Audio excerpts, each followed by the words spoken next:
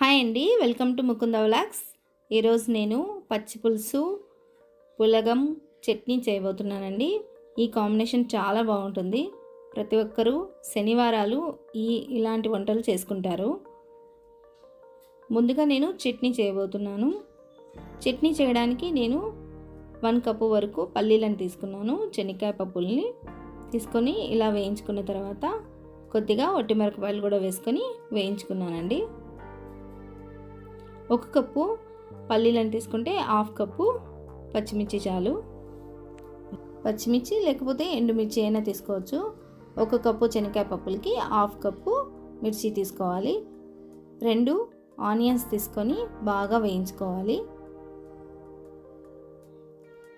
ఇలా వేగితే చాలండి.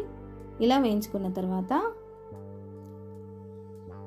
తీసేసి ఒక మిక్సీ జార్ తీసుకొని అందులో ఫస్ట్ ఒట్టిమిరపకాయలు కొద్దిగా సాల్ట్ వేసుకొని మిక్సీ పట్టుకోవాలి.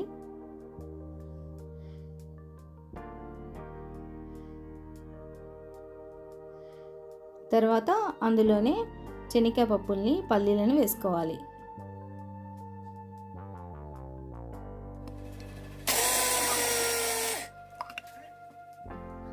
తర్వాత మనము చింతపండు నానేసుకున్నాం కదా, ఆ చింతపండు కూడా ఇందులో వేసుకోవాలి. ఎక్కువ వాటర్ వేసుకోకూడదండి, తక్కువ వాటర్ వేసుకొని పెట్టుకోవాలి. చట్నీ మరి నీళ్ళగా అయితే బాగుండదు. ఇలా పలుకుగా ఉన్నప్పుడే దించేసుకొని అందులోనే ఆనియన్స్ వేసుకొని ఒక్కసారి మిక్సీ పట్టుకోవాలి. చూడండి, ఇలా వస్తే చాలు. నాకు కొద్దిగా సాల్ట్ తక్కువైంది, అందుకే సాల్ట్ వేసుకున్నాను. ఒక ప్యాన్ పెట్టుకొని మళ్ళీ కొద్దిగా ఆయిల్ వేసుకొని సన్నగా కట్ చేసుకున్న ఆనియన్స్ అందులో వేసుకోవాలండి. ఇలా వేసుకోవడం వల్ల ఆనియన్స్ అప్పుడప్పుడు తగులుతూ ఉంటాయి. చట్నీ చాలా బాగుంటుంది, టేస్టీగా ఉంటుంది. ఇలా వేసేసుకొని కలిపేసుకొని పక్కన పెట్టుకోవడమే. ఎంతో టేస్టీ చట్నీ రెడీ.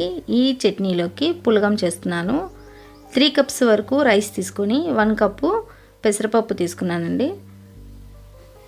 బాగా కడిగేసాను. 3-4 టైమ్స్ కడిగేసిన తర్వాత అందులో 8 కప్స్ వరకు వాటర్ వేసుకున్నాను. 2 విజిల్స్ వచ్చేంత వరకు స్టవ్ మీదే పెట్టుకున్నాను. కొద్దిగా సాల్ట్, కొద్దిగా నెయ్యి వేసుకోవాలండి. ఇలా వేసుకోవడం వల్ల అన్నం కొద్దిగా పలుగ్గా అవుతుంది, బాగుంటుంది.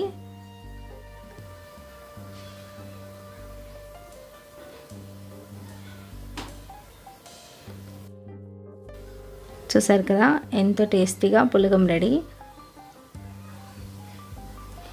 ఈ పులగంలోకి పచ్చి పులుసు అయితే చాలా బాగుంటుందండి, అందుకే పచ్చి పులుసు చేస్తున్నాను. ఈ పచ్చి పులుసు చేయడానికి నేను ముందుగా కొద్దిగా చింతపండు తీసుకొని ఒక 1/2 అవర్ ముందే నానేసుకున్నాను.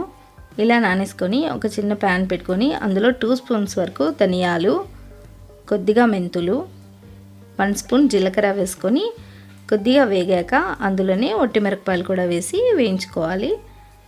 లైట్గా వేగితే చాలండి. అలాగే కొద్దిగా కరివేపాకు వేగిన తర్వాత ఇవన్నీ మిక్సీ జార్లో వేసుకొని మెత్తగా మిక్సీ పట్టుకోవాలి.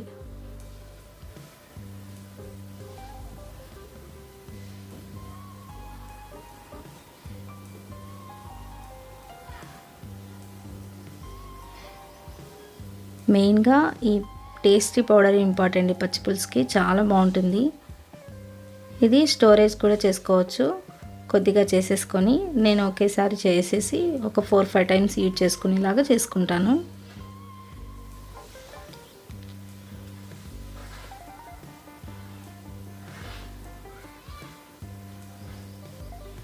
తర్వాత చింతపండు పులుసు తీసుకోవాలి.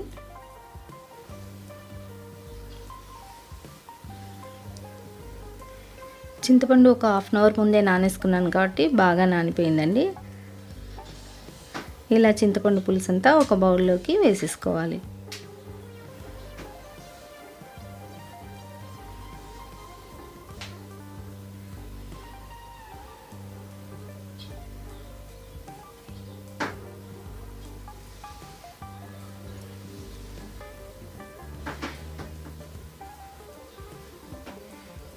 బౌల్ నిండా వాటర్ వేసుకున్నానండి. నేను ఒక హాఫ్ లీటర్ వరకు చేశాను అనుకోండి పచ్చి పులుసు. 1 కప్పు వరకు ఆనియన్స్ వేసుకున్నాను. ఆనియన్స్ మన ఇష్టం అండి, టేస్ట్కి తగ్గట్టు వేసుకోవచ్చు. ఒక 4 పచ్చిమిర్చి సన్నగా కట్ చేసుకొని వేసుకోవాలి. కొద్దిగా కొత్తిమీర,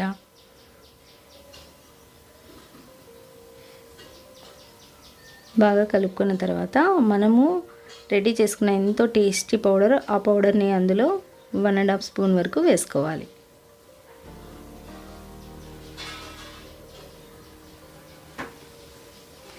ఇలా కలుపుకున్న తర్వాత అందులో 1½ స్పూన్ వరకు సాల్ట్ వేసుకోవాలండి. మీకు ఇష్టం ఉంటే బెల్లం వేసుకోవచ్చు, లేకపోతే లేదు. ఇలా వేసుకోవడం వల్ల మంచి టేస్ట్ వస్తుంది. ఒకసారి మీరు కూడా ఇలా ట్రై చేయండి, చాలా బాగుంటుంది, టేస్టీగా ఉంటుంది పచ్చి పులుసు. ఇది పులగంలోకి కాదు, అన్నంలోకి కూడా చాలా బాగుంటుంది. మెయిన్గా సాటర్డేస్ పచ్చి పులుసు, పులగం, చట్నీ చేసుకుంటారండి.